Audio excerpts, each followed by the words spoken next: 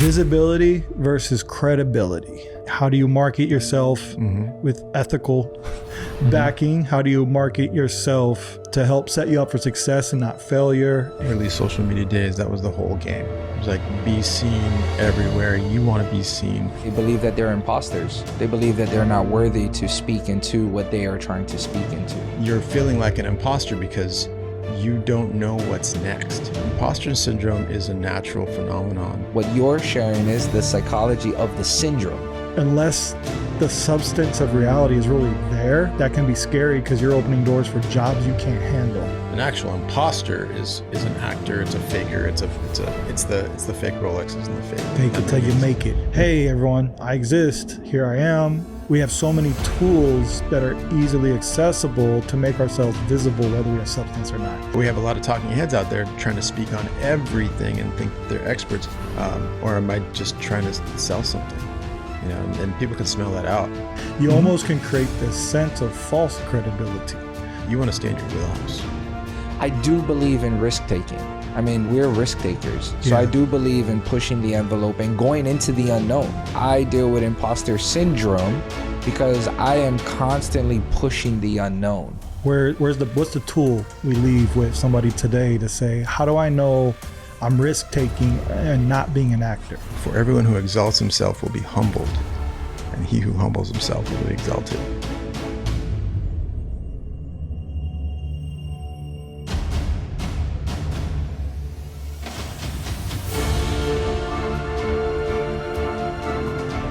Man, if you've been joining the tool room, the X-Files of Mario Sage and Richie, we've been just laying it out, really trying to give you some kind of foundation of what's happening and the thoughts on today's climate in the business world with business entrepreneurs and what God's doing.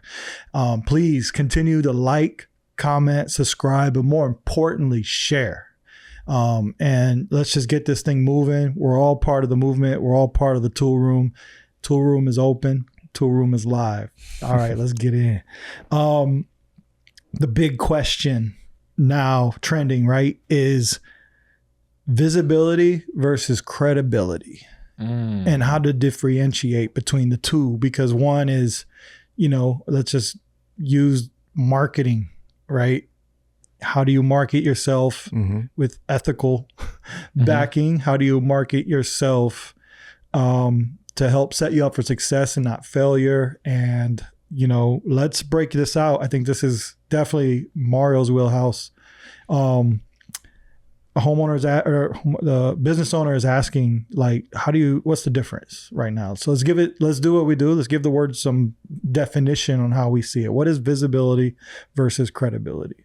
I think visibility is being seen, right? It's in the word, right? So it's visibility is being seen, and there was for a very long time, early social media days, that was the whole game. It was like, be seen everywhere. You want to be seen. Do as much content as possible. Throw it out there, right?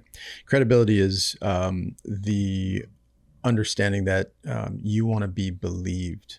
So it's the know, like, and trust part of developing your own persona, brand, whatever you want to call it. So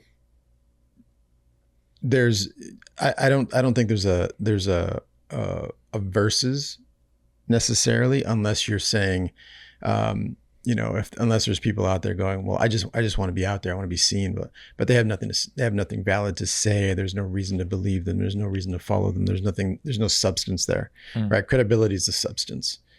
So for today's game, it's like visibility with credibility. And you're starting to see the trending is going towards, like, if you're not someone who is already credible, then people are going to be less likely to stick around for your content, unless you're already these kind of like, what do they call them? I just lost the word. Legacy YouTube, all these people have been around enough. They have enough clout, and they've kind of proven themselves. We were talking a little bit earlier about experiential kind of thing. People have gone through it, and they're going to talk to you about going through it. So we're seeing a lot more credible sources rising to the top because they're actual voices that we want to listen to, that have things to say that we need to hear. So if I were to put like an order of events, I mean, sounds like credibility should be your priority, like your substance, and then take your substance and try to put it out there. You know, that's where visibility is like, hey, everyone, I exist. Here I am, hooting the horn. You're putting it out. But I think what's happening today and why the question is arising is because we have so many tools that are easily accessible to make ourselves visible, whether we have substance or not. You almost can create this sense of false credibility, right? And so when it becomes versus, a lot of people are putting their resources towards visibility because of what they're doing, but forgetting to keep the substance strong, right? I think is what's happening. So what would we say or speak into business owners about allocating their resources to marketing and, you know, these kind of things? Because we all know how important marketing is. Because if you're not getting on the megaphone and letting people know what you do, how are you going to get business, right? So how do you speak into the allocation of resources? Well, I think we have to like really understand first, like you want to stay in your wheelhouse. Like people want to be visible because they want to be visible, but then they start talking about stuff that they're not credible for. They start talking about all kinds of things, right? I'm not going to go out and do a masterclass on AI because I'm not Sage, right? Or I'm not going to go out and talk about because Sage is a robot. Because Sage is a robot. It's actually SAIGE. Sage. My man. I'm not going to come out and talk about construction because I don't know anything about construction. I know how to hammer a nail. I know how to use a screw gun. I know how to build very minor things, but I'm not a journeyman. I'm not a general contractor. I don't know anything about the trade. So I'm not going to come out and speak about things that I don't know about. But we have a lot of talking heads out there trying to speak on everything and think they're experts, especially with AI, going back to that conversation, that they're experts on everything, right? But it's not credible. There's no reason for that, right? So I think we have to fight our own hubris, right? We have to fight against our own hubris of wanting and needing to be seen. That's a good word, man. I don't know what it means. What does it mean? Conceit. So Conceit, it's like, it's like self-importance. Vocab drop. I just learned a new word. My word. tool. So I mean, allocating resources, going back to that, it's like we want to stick in our lane. I'm going to allocate resources towards being visible about the things that for me, God has told me to speak on, right? For me to give the value that I know that I can give in the lane that I am in. I'm not going to come out and speak about things that I don't know anything about, or I'm going to have a conversation with somebody that does know something about it. And I'm going to ask, I'm really, really good at asking questions. That's what I'm good at. Doesn't matter who's in the room. I'll ask a lot of questions, right? So I can take part in a conversation, but allocating resources depends, like, what are you allocating resources for? Going back to like, what are we doing this for? Why are we doing this? Is it just to be seen? Okay, why do we need to be seen? What's the end goal? What's the vision? What's the purpose?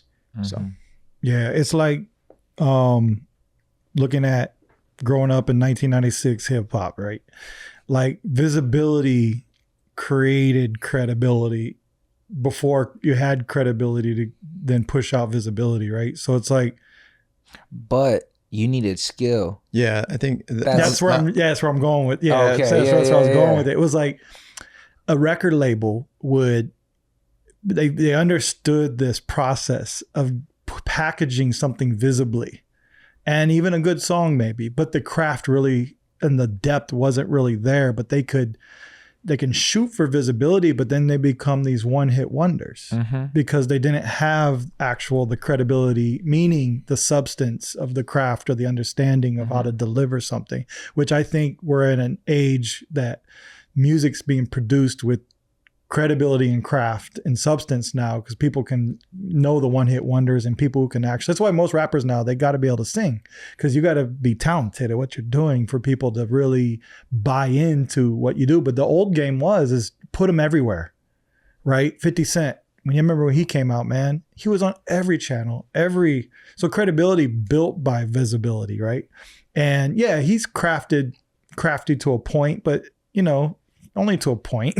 He has a little couple club bangers, and sorry 50, please don't come and I love your music 50, but what I'm saying is like he understood the game of visibility, but it's almost like sometimes I probably had to cut that out. I don't want to diss 50 like that. I'm sorry 50. But let's go choose another one. Yeah, that was like Snow. Remember Snow? I'll talk about Snow all day. Just go straight to Vanilla Ice, bro. Yeah. There you go. Everybody agrees. He's got a podcast now. I want him on, bro. Like, he's a builder. Yeah, he's a builder. We relate, man. So, and I like my coffee with vanilla, so we good. French vanilla. And so, visibility was a way of selling credibility is what I'm trying to go at, and so people understood that game, but I think nowadays people are still trying to infiltrate that method by saying, hey, I got all these tools now and I could infiltrate credibility by making myself overly visible. But when people start digging in, that could be a dangerous ground to play with in the business world. Right? I think, yeah. And remember what when you're talking about too, right? Visibility costs a lot of money at that time. Visibility costs $0 today, right? Visibility doesn't cost me anything, and I could be on every channel at any time, anywhere. I could live stream my life 24/7 if I wanted to, right? So visibility is kind of, it's cheap now, and in the sense that what is it that I'm going after again, right? What does visibility mean?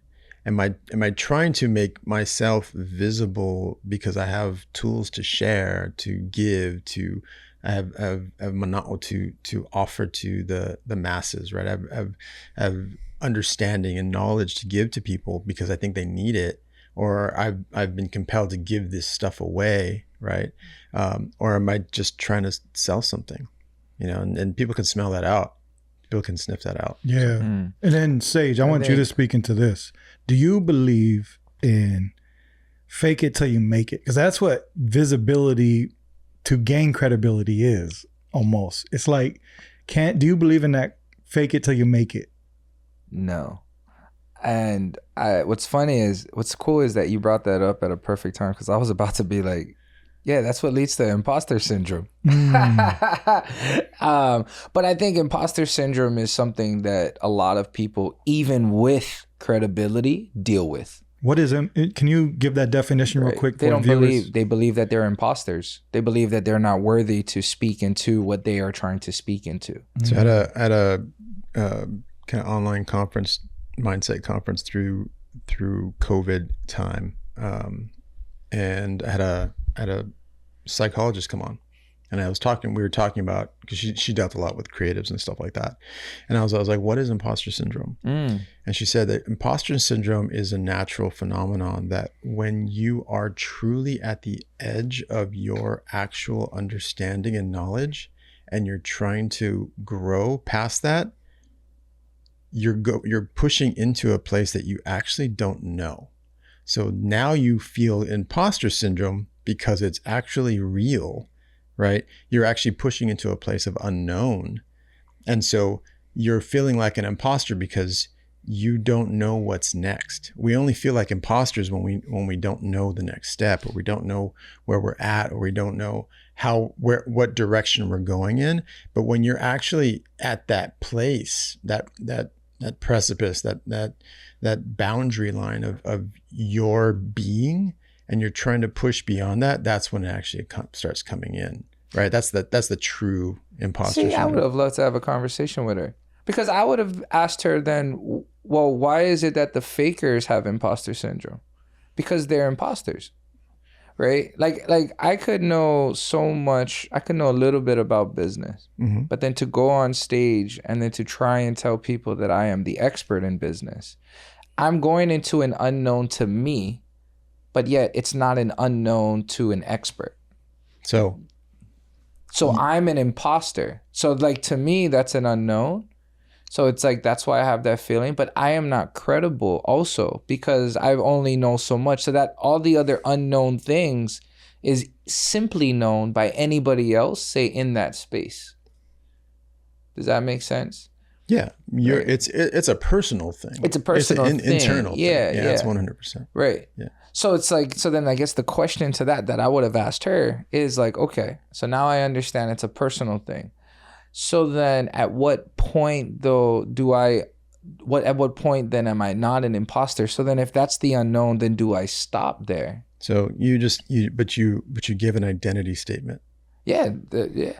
Please shine on. There's a feeling that I don't know what's next, right? But then you just called yourself an imposter, meaning you're an actor, which means you're actually not talking about something that you know about at all. Well, exactly. Right? Well, I am right now in this example is the imposters.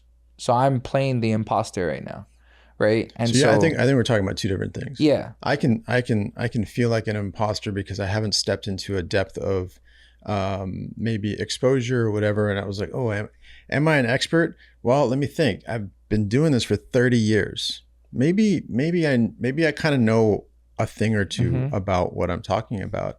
And so it's about, but is the fact that I'm feeling like an imposter because I'm actually broadcasting what I know to the world?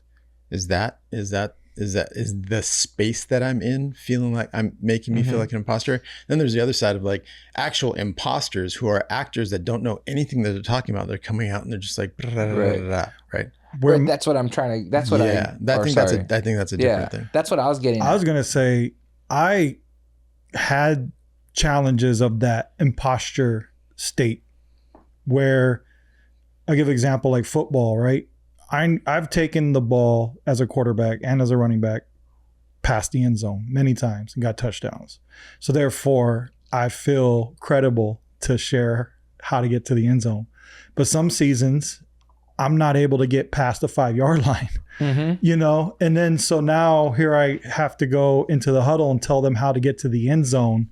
They may look at me like, bro, you haven't even got past the 5-yard line the last 20 tries, right? And so at that moment, I could feel like an imposture, just personal struggle. But at the end of the day, what's the truth? I've gotten past the end zone. You've been there many times. Right. And for us to get there, this is what I know and how I got there before. Right. And that's where I'm at. I agree with that, because that's the whole thing to me about imposter syndrome. And that's super cool that you brought it up, because that's the first I've heard it. So that's super cool. But like chasing visibility or building credibility, right? And to me it is sometimes you have these, like I bring up, like say just the young creators. One thing that I know is like you're great at is, bro, I would love to learn how you got all that visibility, because I have a ton of credibility that needs to get visible.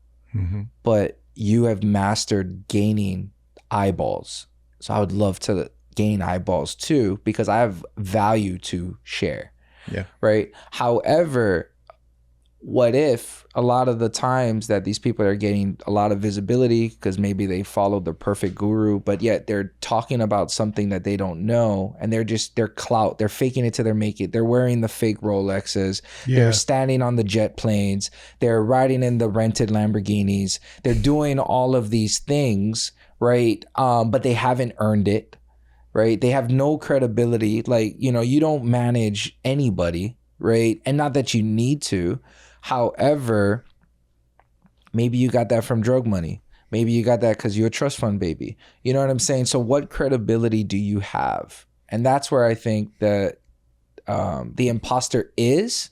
But I guess now that I'm speaking out loud, and that's the cool thing about us being here, is now that I'm speaking out loud, though, is I guess what you're sharing is the psychology of the syndrome, the imposter syndrome. Yeah. So it's somebody who is credible, who's stepping into a space that they're learning and expanding themselves. That's the actual syndrome. That's what we feel, right?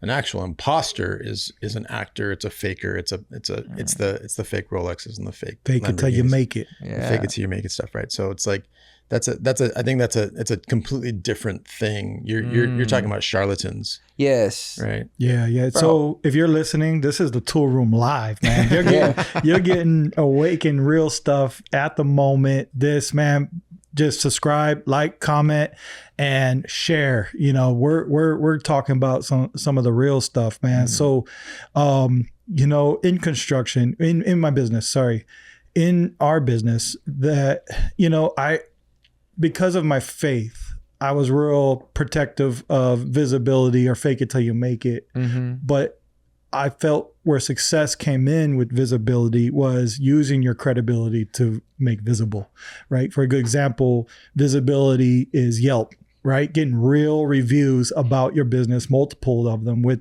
whatever best rating you can get, created credibility, but also visibility, Mm-hmm. right? At the same time, getting an established place of business in my business arena of different, you get a lot of contractors and tradesmen are just working on their van and truck, and you don't know really, can you go knock on their door? They're going to disappear. So trust in my industry was building credibility and then putting a sign up for visibility. But I think a healthy display of visibility is when you have credibility to really display, right? Yeah, 100%. And like what you can do for visibility in my world is you can go buy and pay for your business to go out and look and have articles written about you. But to me, unless the substance of reality is really there, that can be scary because you're opening doors for jobs you can't handle, Mm-hmm. right? And so for us, once we realized as a team, not just Richie, but as a team, we could handle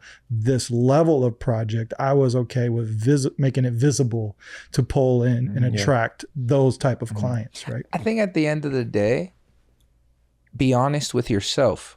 Mm-hmm. Be honest just with yourself, right? Like, I think why are we constantly, not why we, well, I'll say it just as humans, right? We lie to ourselves sometimes, so just be honest with yourself, I think is important. But I do believe in risk taking. I mean, we're risk takers. So I do believe in pushing the envelope and going into the unknown. Mm-hmm.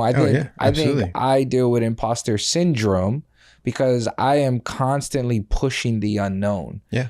I may calculate it as much as possible, take the experience and my expertise with me, but I know is like, okay, I mean, I've done the math on this. It should work. Yeah. But once I press the button, the rocket ship may blow up. but I've done the math. I've done everything I could. So right now I'm pushing this limit. I'm pushing this bar. So I think that imposter syndrome, now that we've established that there's a difference, is I think even for very successful people or people of high stature, credibility, they even deal with imposter syndromes because 100%. they're pushing the envelope every single day. And now, back to the original question, how do you differentiate between pushing that envelope? Like what's the tool we leave with somebody today to say, how do I know I'm risk taking and not being an actor? What I would share, you go, can I share real quick? Is, and I've told people this, which is why we're doing this show. It is. Go ahead. Is build in public. You want to get credibility and visibility? You want to know what the best tool is for credibility and visibility at the same time? It's building in public. And that's what we're trying to do here at Tool Room, but it's the BTS scenes. You know what I'm saying? It's building in public. It's documenting. It's documenting, exactly, right? But publicly, we can document on the back. But even if you document on the back end, show it, right? But that's how we gain credibility and visibility at the same time. Is build in public. It's good. So I'm gonna kind of say, I think we were talking about visibility for visibility's sake, right? So I'm gonna bring it back to scripture. Okay. So Luke 14:10-11. But when you're invited, go and sit in the lowest place, so that when your host comes in, he may say to you, friend, move up higher. Visibility. Right? Then you will be honored in the presence of all who sit at the table with you. For everyone who exalts himself will be humbled, and he who humbles himself will be exalted. So Praise my God. credibility, the people that I know, you guys are included, that have the most credibility in my world are some of the people that have the highest levels of humility as well. They will come in and they will take the lowest seat. Why? Because They're not there to make a show. They're there to share what they know, right? And I didn't mean for that to rhyme, but That's okay, but it did though. And Jesus, Jesus displayed that beautifully. Yeah. You know, because he took, 3 years with 12 disciples and was really careful on his visibility, very selective on his visibility, built the credibility by being the display of the most humble thing you could do, the greatest sacrifice. But then what did he say? Shout it to the world, we're ready. You know, so I think there's a timing invisibility fight versus, I think credibility is definitely part one. Right. No, I agree. Yeah. I mean, because Jesus's ministry didn't start until his 30s. Right. And he could have went visible at any given time. Yeah. But I agree. I love that. That So was good. Yeah. The humility. Yeah. Cause bro, that's actually one of my favorite verses too. I'm reminded of it because a lot of times we'll go into rooms and we'll be the persons that's in the VIPs. We'll be the persons that's at the front seat. And there are times where I've even experienced that I automatically would think that I was going there and I would be like, wait, hold up. Maybe you in the back today. You don't always got to be in the front. Like, you're in the back today. And it is a way cooler. You have this gratitude when you do get pulled up. Yeah. It is kind of cool. It's like, Sage, why are you back here? Come on, man. Let's go. You belong on your table's actually here.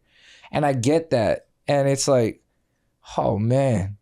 Maybe but the bigger picture, that's how the builder of all things operates with entrepreneurs in this space is he looks for those that he can exalt. He looks for the humble. He looks for the hungry. Meek. Yep. And that's the heart posture, I think, in all this, man, is like, know that he's the one that makes you visible. Yeah. 100%. Boom. For his visibility. So that he may be glorified. Amen. Amen. So push the limits. Yeah. Push the limits and have a real imposter syndrome, but don't fake it till you make it. Be real. Be honest with yourself. And glorify God in all that you do because everything we do is for him and not for us. It's for his visibility and not our own. So go forth, like, subscribe, share,